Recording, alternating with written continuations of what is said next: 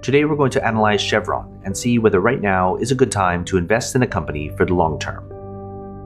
First, let's see if there's a good business behind the stock. We'll look at 14 metrics to determine the business fundamentals. The first set of metrics deal with the company's financial health, with its projected earnings growth for the next 5 years, its profit margins, its effectiveness, which looks at the company's returns on equity, assets, and invested capital, and then the employee value, which looks how much value the average employee adds to the business. You can see the values for each of these metrics, as well as the point totals awarded in the bubbles. The next set of metrics looks at the investment opportunity afforded to shareholders. Here we get the dividend yield, its payout ratio, which is how much of the company's earnings are going out to pay shareholders, and the cash and cash equivalent the company has in order to pay dividends, reinvest, and off the debts it has on its books. Again, you can see the values for each metric as well as the points given for each.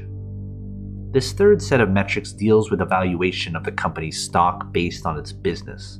Think of the P ratio as a measure of speculation around the stock. We want them low. The PEG ratio adds earnings growth with the PE ratio.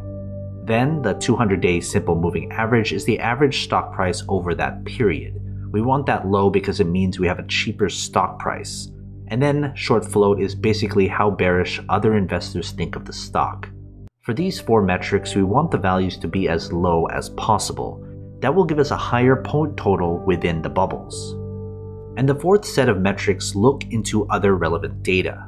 First is the stock's performance over a set period of time. Usually it's 10 years, but if the stock doesn't go that far back, we go with the earliest data up to 10 years. The quick ratio is basically how easy it is for the business to pay off its short-term obligations. We want that high so that it's easy to get rid of those debts. And then Wall Street is the average consensus rating Wall Street analysts give the stock, from a strong buy of 1 to a strong sell of 5. Again, the better values get a higher point total.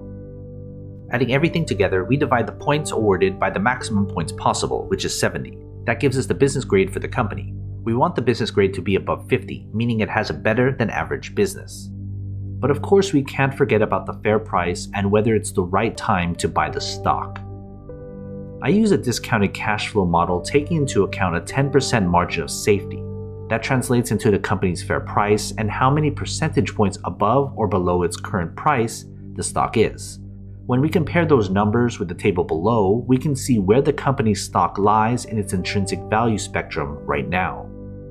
Before we get to the final grade, join my Patreon and get access to every company I've analyzed so you can compare between all your favorite stocks. It's updated all the time. Go to patreon.com/growthshares or click on the link in the description. Finally, we can put everything together and get the company's final grade. Adding the business grade and the fair price grade, we can see here the company's final grade. Anything less than 50 means it's not a good long-term investment. A final grade above 50 means it would make a good long-term investment if you bought the stock right now. So what are your thoughts? Are you going to invest? If you do, invest wisely, and as always, take care of your money.